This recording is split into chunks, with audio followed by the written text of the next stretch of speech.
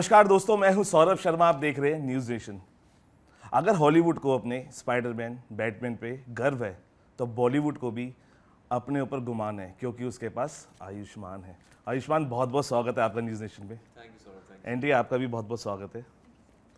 आयुष्मान भाई, अनुभव सिन्हा के साथ कैसा एक्सपीरियंस रहा? सिन्हा साहब के साथ आपकी दूसरी फिल्म है, कैसा अनुभव रहा? और जिस अनेकता के साथ आपने एकता दिखाई लोगों को लेने की अपनी फिल्म के अंदर नॉर्थ ईस्ट के, कैसा रहा ओवरऑल?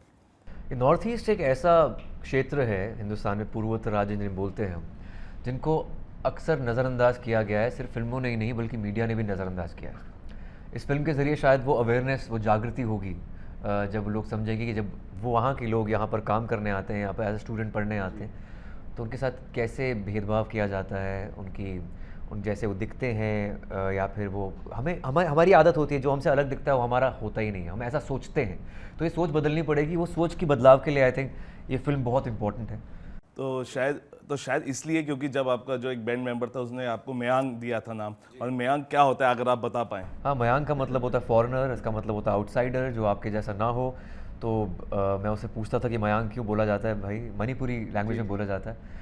तो उसने मुझे बोला था कि मेरे बैंड मेंबर ने कि यहाँ के लोग हमें ही फॉरेनर समझते हैं, तो हमें भी उन्हें मयांक बुलाना पड़ेगा। सो ही वॉज राइट इन अ वे।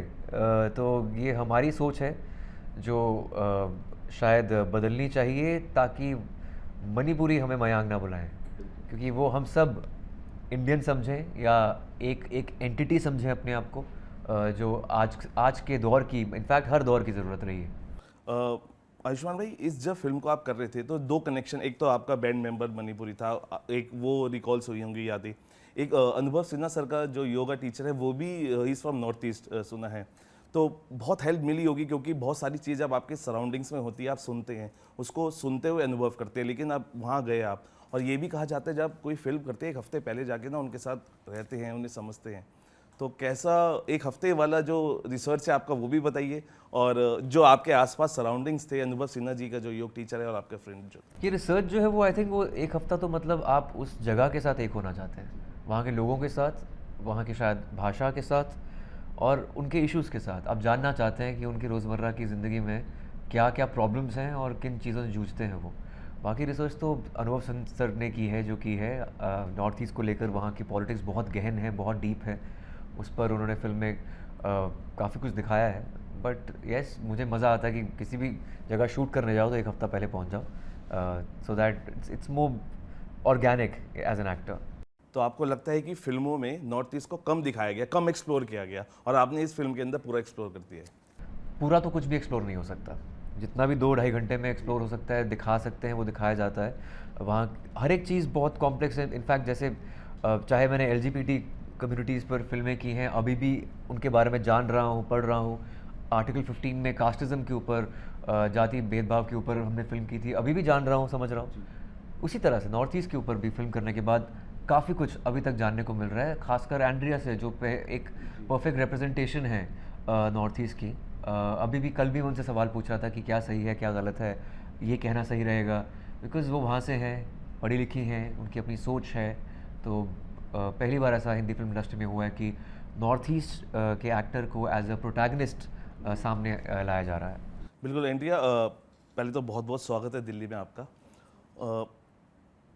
हमेशा से ही ये पूछा जाता है कि फिल्म में काम करने का एक्सपीरियंस कैसा रहा? आपकी कोई भी फिल्म होती है हमेशा से अच्छा रहता है, लेकिन हिंदी फिल्मों के बारे में जो आपने पहले सुना था और उसको करने के बाद अब क्या सोचते हैं?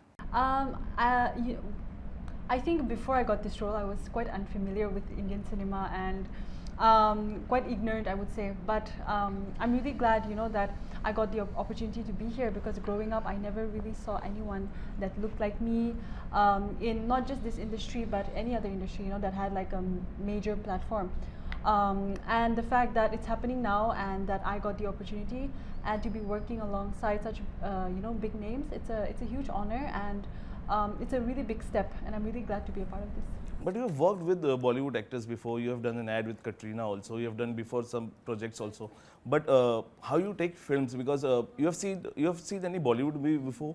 Yes, not too many, but I have seen a few, quite a few Shah Rukh Khan films when I was growing up, and Amir Khan. But yeah, just those. And then I grew up mostly watching and consuming Western and South Korean media. But yeah, I think I've watched quite a few Bollywood films as well.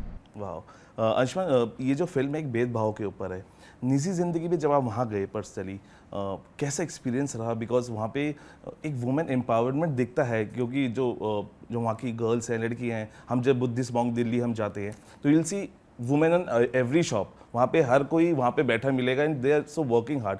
तो आपका क्या take था जब आप वहाँ गए north east में, और जिस तरीके से आपकी फिल्म में भेदभाव को लेकर आप क्या सोचते हैं? आपने जैसे बोला कि शॉप्स में नॉर्मली औरतें बैठती हैं वहाँ पर, और बच्चे का ख्याल शायद मर्द रखते हैं उधर। और मेघालय में तो ऐसा भी होता है कि माँ का नाम आगे लिया जाता है, बाप का नाम आगे नहीं लिया जाता। सो वो बहुत बड़ी बात है। नारी प्रधान क्षेत्र है हमारे देश का नॉर्थ ईस्ट, और ये इतना प्रोग्रेसिव है कि हिंदुस्तान को वहाँ से इंस्पायर, पूरे हिंदुस्तान को वहाँ से इंस्पायर होना चाहिए, ना ही सिर्फ नॉर्थ ईस्ट में चलना चाहिए। अगर हमारे कनेक्टिविटी वहाँ से ज़्यादा है तो बाकी स्टेट्स को भी ये उनसे कुछ सीखनी चाहिए चीज़ें। और जितना पीपल टू पीपल कांटेक्ट होगा, लोग वहाँ से जाएंगे, यहाँ से वहाँ जाएंगे, वहाँ से यहाँ पर आएंगे, बातचीत करेंगे, तो पता चलेगा कि एक दूसरे कल्चर से हम क्या क्या सीख सकते हैं। लेकिन जिस तरीके से हम रियलिटी शोज़ देख रहे हैं, बहुत सारे डांस शोज़ हैं जिसमें बच्चे से लेकर बड़े तक नॉर्थ ईस्ट से लोग आ रहे हैं, वो जीत भी रहे हैं और भागीदारी भी अपनी दे रहे हैं। तो आपको लगता है कि हाँ चेंज आ रहा है? अब आपकी फिल्म आई है और इससे पहले रियलिटी शोज़ में भी भागीदारी नॉर्थ ईस्ट की देखी जा रही है, तो कैसे देखते हैं? ये डेफिनेटली चेंज आ रहा है। स्पोर्ट्स में काफ़ी नॉर्थ ईस्ट के स्पोर्ट्स पर्सन्स हैं, रियलिटी शोज़ में काफ़ी वहाँ के कंटेस्टेंट्स हैं। लेकिन ये चेंज मेकर्स डेफिनेटली हैं, लेकिन वो टाइम लाना पड़ेगा कि अगर आपको अपने आप को हिंदुस्तानी साबित करने के लिए कोई मेडल जीतने की ज़रूरत ना पड़े, या फिर अपने आप को किसी क्षेत्र में प्रूव करने की ज़रूरत ना पड़े। जो आम हिंदुस्तानी है वो 9 से 5 की जॉब जो कर रहा है, उसको भी उतने ही प्यार से हम देखें, उतने ही हिंदुस्तानी हम देखें कि उसको किसी अपने आप को प्रूव करने की ज़रूरत नहीं है। क्यों करने की ज़रूरत है? वो भी तो हमारे देश का वासी है। इन सभी के बीच मैं आपको कॉन्ग्रेचुलेट भी करूंगा। 10 साल आपने पूरे किए फिल्म इंडस्ट्री में, और आपके साथ साथ इस साल बहुत ऐसे लोग हैं जिन्होंने, परिणीति हैं, अर्जुन हैं।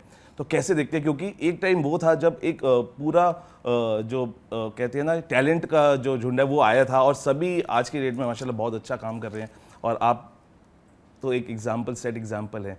तो कैसे देखते हैं 10 सालों की अपनी जर्नी को? 2012 बहुत ही ऐतिहासिक आई थिंक साल था हिंदी फिल्म इंडस्ट्री के लिए, क्योंकि बहुत एक्टर्स ने उसमें डेब्यू किया था। मैं था, यामी थी, सिद्धार्थ, वरुण, आलिया, अर्जुन, परिणीति, ये सब 2012 में आए और सबकी फिल्में चली। ये पहले कभी ऐसा हुआ नहीं था, सबका डेब्यू इतना स्ट्रॉन्ग था। और आई एम ग्लैड कि ये एक कैमराडरी हमारे बीच में रही है, एक दूसरे को सपोर्ट करने के लिए और बातचीत की। ये पहले के वेटरन्स में उतनी कैमराडरी नहीं थी जितनी आज की है, ऐसा लोगों ने कहा है। So I think it was a change of an era 2012 onwards. बिल्कुल। Andrea, how was it shooting in your home town? कहते हैं कि बहुत सुंदरता है वहाँ पे, और जो हमें ट्रेलर्स में दिखाई भी दे रही है, फिल्म में और दिखाई देगी। तो यू वो कंफर्टेबल कि that you were shooting in your home town, और आपने उन सब चीज़ों को दिखाने की कोशिश की होगी या बताने की अनुभव जी को कि देखिए this is the beauty of Northeast? I'm actually from Nagaland, from Kohima, so I was born and brought up there, and we shot in Shillong, which is in Meghalaya. But I did study there for 2 years, so I was quite familiar and at home with the place. I think I did kind of know the names of the places better than the rest of the crew, of course. And I took Aishman out for a meal with a local cuisine called Jado. Yeah, and you know, because I had friends there and I was familiar with the place, it was a very comfortable environment, I think, for me to be working on. Unlike, you know, Aishman, I think he would call it like untreaded territory. So yeah. You love walking the ramp or you love acting now? I think I like both. I would like to concentrate on all the talents, or I would say all the opportunities that I've handed to me. बिल्कुल। आयुष्मान, कहते हैं कि आपकी जो फिल्मों की script है ना वो स्टार होती है, और उसके अंदर एक सुपरस्टार आता है आयुष्मान खुराना, और सबका दिल लूट के ले जाता है। तो इस बार भी आप वो करने वाले हैं, बस 27 मई का इंतज़ार है। क्या इससे मैं ये जानना चाहता हूँ कि मुझे लगता है कि आयुष्मान को 100, 200 करोड़, 300 करोड़ से फ़र्क नहीं पड़ता, लेकिन ये ज़रूर है कि वो जब दिल में समा जाते हैं अपनी एक्टिंग को लेके, वो ज़्यादा इंपॉर्टेंट है। अब मुझसे ज़्यादा तो हमेशा स्क्रिप्ट को ऊपर रखता हूँ मैं, और मुझे लगता है मैं दिल में समाऊँ ना समाऊँ, लेकिन नॉर्थ ईस्ट के लोग ज़रूर दिल में समाने चाहिए इस फिल्म के ज़रिए।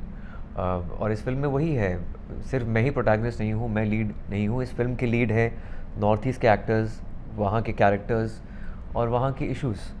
सो आई थिंक अगर वो सामने आते हैं लोगों के और लोगों में अवेयरनेस फैलती है, so that be a big victory for us. भाई इसके अंदर आपने एक्शन भी आप करते हुए दिख रहे हैं और आपकी एक एक्शन फिल्म भी आ रही है। रियल लाइफ एक्शन कभी रहा है कि रियल लाइफ एक्शन अवतार कभी यस हो जाता है कॉलेज टाइम में, कभी यहाँ स्कूल में हुआ है, ऐसा हुआ है ऑफ कोर्स, खास ज़्यादातर अपने भाई की वजह से हुआ है। मैं तो इतना नहीं लड़ता था लोगों से, वो बहुत लड़ता था। सो बट इस फिल्म के अंदर एक्शन की एक ग्लिम्स है बस, क्योंकि ये फिल्म पॉलिटिकल ड्रामा है, एक्शन फिल्म नहीं है। जितना एक्शन ट्रेलर में दिखाया गया है, मतलब ऑफ कोर्स वो उतना ग्लिम्स है एक्शन का। हार्डकोर एक्शन हीरो में है जो दिसंबर में रिलीज़ होगी। भाई आप पॉलिटिकल ड्रामा कर रहे हैं और बहुत ऐसे मुद्दों पे फिल्म लाते हैं, लेकिन बहुत सारे ऐसे मुद्दे पे जिस पे आयुष्मान हमेशा साइलेंट रहते, कहते हैं यार क्या बोलना है इसके बारे में, क्योंकि आप ट्वीट भी बहुत कम करते हैं मुद्दों को लेके, जिस तरीके से बॉलीवुड में बहुत सारे लोग हैं जो ट्वीट करते हैं। तो शांत रहना पसंद है? As a person I am very non confrontational, लेकिन as an artist I am very confrontational. तो ये दो एक है मेरे अंदर, ये जिसे विरोधाभास कहते हैं, वो है, डेफिनेटली है, हर एक आर्टिस्ट में होता है, कॉन्ट्रडिक्शन होता है। और पर मुझे लगता है कि आप अगर पॉलिटिशियन नहीं है, या अगर आपके अंदर पूरी नॉलेज नहीं है उस सब्जेक्ट को लेकर, आपको सारे पहलू अगर नहीं पता है, तो आपका उसके ऊपर कुछ भी ओपिनियन देना करेक्ट नहीं है। आपका काम एक्टिंग करना है, आप अपने एक्टिंग के ज़रिए, अपनी कला के ज़रिए जो कहना चाहते हैं वो कहिए। जो बाकी पॉलिटिशियंस का काम है, लीडर्स का काम है, करने दीजिए। Andrea, the best compliment you got after doing this movie? Oh my God, so many. I've received so many messages and so much encouragement and support. Yeah, and it's been great. I think it's really sweet that, you know, for even from Bollywood and people from back home, everyone's been really happy about this. Ayushman, आपके trailer के नीचे बहुत सारे comments थे, तो उसमें एक सबसे बेस्ट कमेंट मैंने पढ़ा, उसमें लिखा था Ayushmann masterpiece with no haters around. और ये वाकई में सच है, यू हैव नो हेटर्स, सब इतना प्यार करते हैं, इतना पॉजिटिव लिखते हैं। खुद कितना पॉजिटिव फील करते हैं सब पढ़ के, देख के, सुन के फैंस की तरफ से? ऑफ कोर्स ये एक तरह की वैलिडेशन होती है, एक एक्नॉलेजमेंट होती है ऑडियंस की तरफ से या फैंस की तरफ से, जिसे आप कहते हैं। मैं फैंस शब्द यूज़ नहीं करता, मुझे लगता है बहुत ही ज़्यादा एक अपने आप को हाई ग्राउंड रखना हो जाता है अपने को, मैं फैंस के लिए कर रहा हूँ। I think they are just admirers, maybe audience है जो आपका एक मटीरियल या फिर वर्क ऑफ आर्ट जो है कंज्यूम करते हैं, and it's a give and take relationship between the two. मुझे लगता है हमारी फिल्में जो है रियल लाइफ रियलिटी से ही इंस्पायर होती हैं, और मैं खुद भी ज़्यादा डॉक्यूमेंट्रीज देखना पसंद करता हूँ, नॉन फिक्शन देखना पसंद करता हूँ, क्योंकि वहीं से काफ़ी अच्छा मटेरियल मिलता है फिल्मों के लिए।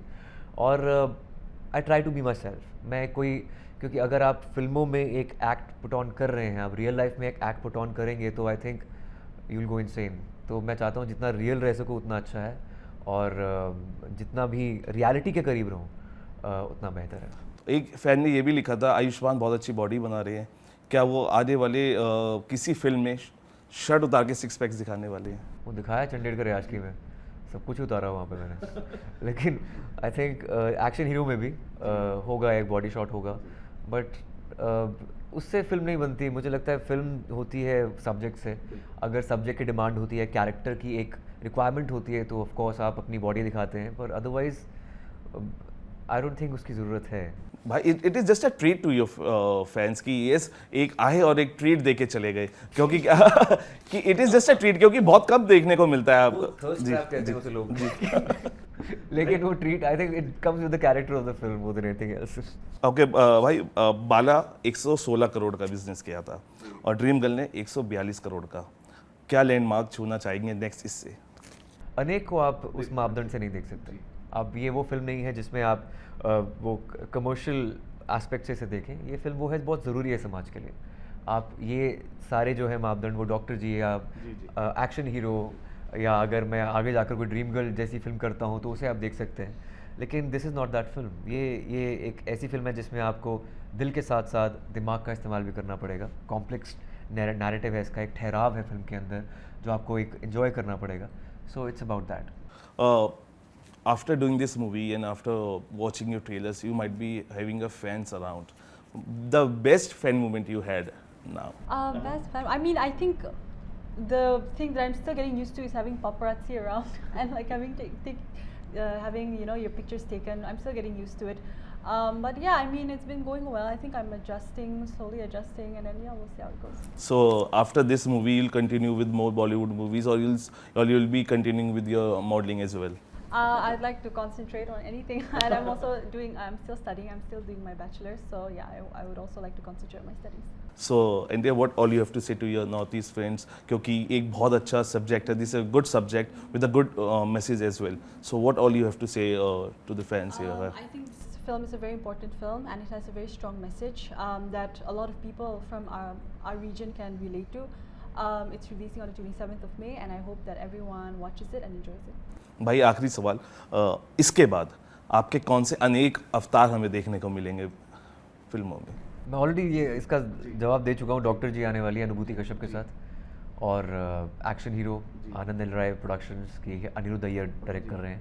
तो ये 2 फिल्में आपको देखने को मिलेंगी, इसी साल देखने को मिलेंगी. वाह, ये भी ट्रीट है, क्योंकि आप ऐसे करते रहिए और ज़्यादा टाइम मत लगाया करिए, क्योंकि फैंस ना बहुत क्रेजी होते हैं आपको देखने के लिए, और वो चाहते हैं कि आप भी 30 दिन में फिल्में प्रोड्यूस करके फटाफट एक नए अवतार में. आपके अवतार इतने इंटरेस्टिंग होते हैं.